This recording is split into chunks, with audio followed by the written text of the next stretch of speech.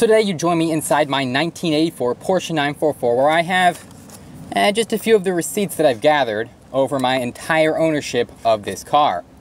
Just a few. Can you guess how long it took me to collect all of these things, all these parts I've replaced? 7 months. It took me just over half a year to replace pretty much the entire car. So in today's video, I'm going to discuss whether or not I consider the Porsche 944 to be a reliable car and something that would be a good daily.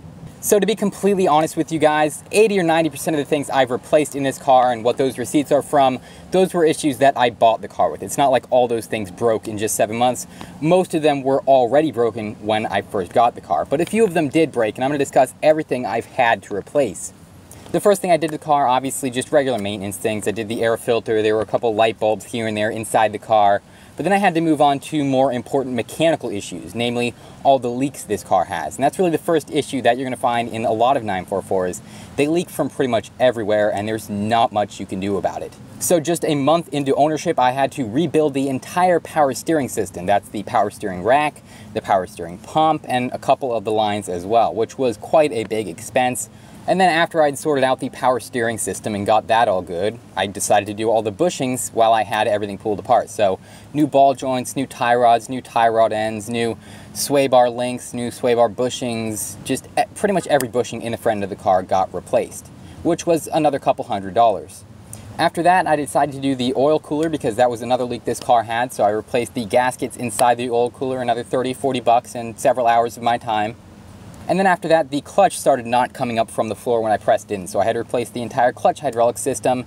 That includes the lines, the master cylinder, the slave cylinder, basically the entire thing. So that was another couple $100s down the drain to this car. Missing something. What else did I replace? Gosh, it's been so many. And then after that, I just started to focus on some of the regular maintenance items for the 944, such as a tune-up, so new plugs and wires. I did the air filter when I first bought the car. The other day I cleaned out the throttle body, which didn't cost me any money at all, just the cost of the cleaner, but really improved the way this car performs. And then after all that, the car just decided to one day break again. I lost fuel pressure and found there was a leak from my pump in the back of the car, so I replaced the fuel pump and one of the fuel lines, and while I was in there I placed another line and the fuel filter as well, because I believe that was original to the car. And I'm probably forgetting a few small parts here and there, but for the most part, that's about it, which is quite a lot for 7 months' work. Now, the only two things that broke on the car while I had it were the hydraulics and the fuel pump in back. Everything else, the car came with it broken. Plus, in addition to all these things that can break on the 944, you've also got regular maintenance items. This isn't a modern car. It's 35 years old now, and there are a lot of things you gotta constantly keep up with it to make sure that it's running properly. Like I said, cleaning out the throttle body, doing a tune-up every once in a while, the timing belt, the water pump. These are things that you have to change on the 944 every few months just to keep it in good running condition. So overall, no, I would not say the 944 has been a reliable car for me. Although, to be honest, there are some positives. It's a strong running engine, a strong running motor, sounds fantastic when you drive it, and it's never left me stranded, not even once. So I do have to give it that. So if you're getting into a 944 and considering buying one, just know that they're not going to be incredibly reliable cars. Obviously, not everyone is going to have the same exact experience I did with this car. But in general, I would say, yeah, expect something to break at least every month. But now that we've gone through everything that's broken on my 944 in 7 months of ownership, I'm going to walk you guys through some different trouble areas in the 944. Things that regularly break or things that are really expensive to fix and break sometimes. Just general things you need to know about the 944, general areas to check when you're going around and inspecting a car that you potentially want to purchase. So starting out under the hood of the 944, there are a few things you're going to want to check inside here. When inspecting a 944, you're going to want to take a look at these fuel lines. These are very well known for breaking, falling onto the hot manifold, and lighting the entire car up in flames. So definitely make sure these are good.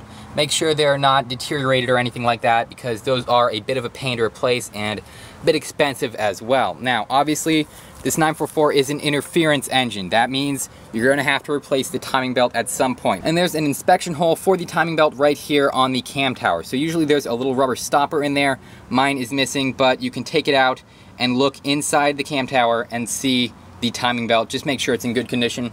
If you can, ask the owner when the last time it was replaced, because they're supposed to be done every couple years, so that's another expense you're going to have to deal with if it hasn't been done. Now I know we're moving rather quickly, but we're gonna hop over here to the battery area. Now the battery's not something you really have to worry about. 944s are known for electrical issues, but battery's pretty easy to swap in and out. What I'm looking at over here is this little well where you get water collecting all the time. It runs down the hood into this area, and there's not really a good drain over here. So it just collects and it sits there for weeks or months. And if the owner doesn't take very good care of the car, it can kind of deteriorate in here, and you can actually get rusting, just mold, general deterioration. So that's something you probably want to check. And overall, the 944s are not bad as far as rust goes. Porsche galvanizes these cars incredibly well. That's really the only spot you have to check for it. Next, we're going to move down underneath the car because there are quite a few things you need to check out under here. Underneath the car, there are a few areas you need to check for leaks, mainly right here at the power steering pump. If you see red fluid dripping down here, that means you've got a power steering leak. Probably going to have to replace or rebuild the pump. Now, you can also see oil dripping down from this general area here. That's indicative of the oil cooler gaskets going. My car had both those leaks. They're both things that need to get replaced if they go bad, so bear that in mind. Another area that commonly leaks is over here from the little cylinder on top of the power steering rack. Like I said, mine was leaking from there, so I had to replace it. So definitely check for red fluid dripping down in this area right behind the sway bar. And the last place to check for leaks underneath the 944 is right here at the bell housing. A lot of times you can have oil leaking from down here in the 944, and that's indicative of a rear main seal leak. If you have a leak here, that means you have to pull out the entire transmission to fix it. If you don't, your clutch could start slipping. So that's a definite issue. If your 944 that you're inspecting is leaking from this area, run away from it immediately and do not buy it. And here in the interior, there are a few things that can break as well, starting with the odometer. The 944 has a design flaw where if you press the trip reset button right here, while the car is moving, it will actually break a gear in the odometer and cause it to stop. You can see here, obviously mine has broken. It's at 0, so probably somebody pressed the button while the car was moving and now it's stuck permanently at 178,000 miles. And also, this wasn't that important to me when I bought the car, but it is pretty common for there to be cracks on the dashboard just all over it. So be aware that that's there, but to me, that wasn't that important. Same with the AC. It's incredibly rare for a 944 to have working AC. Honestly, don't even know what all these buttons do because mine has just never worked. That's something to keep in mind. Wasn't really that important to me, but to you, it could be.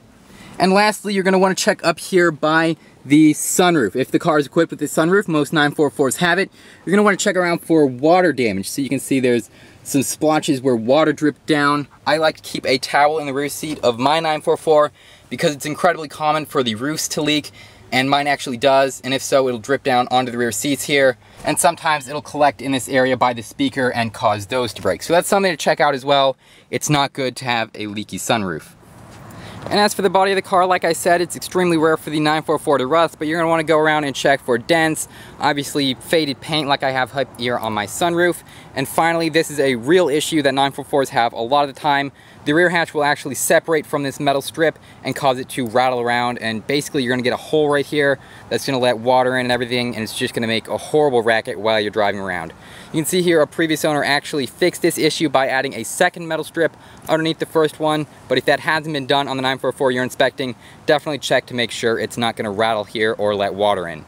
And of course, after you've inspected all those things on the 944, make sure to go ahead and ask the previous owner or whoever's selling the car about the timing belt and the water pump, because if those haven't been replaced recently, you're going to want to do that. It's a lot of fun to drive, but I really wouldn't recommend it as a daily like I bought mine for. Definitely a fantastic weekend car or project car. If that's what you're looking for, definitely go for it, but honestly would not recommend as a daily. It's not incredibly comfortable, not incredibly practical, not incredibly fast. In fact, if you are subscribed to the channel and you've been following this 944 project, if you haven't, by the way, go ahead and check out my playlist. I've got a ton of things on how to fix this car. But anyway, if you have been following this project recently, I do have to apologize and say don't be surprised if I sell this car sometime during the summer. I was looking for a comfortable, reliable daily, and this just hasn't been that. It's a fantastic car. I love it, but I'm gonna need something more reliable and practical when I go to college this fall. Anyway, that concludes this video, so thank you guys so much for watching and sticking with it till the end. Make sure to leave a thumbs up, comment your thoughts on the 944 below, and if you know of any common fail areas that I missed out on, comment those as well. Make sure to check out my channel. Like I said, ton of playlists on the 944 and on other supercars and sports cars that you're gonna wanna check out. Remember to subscribe, and thank you guys so much for watching.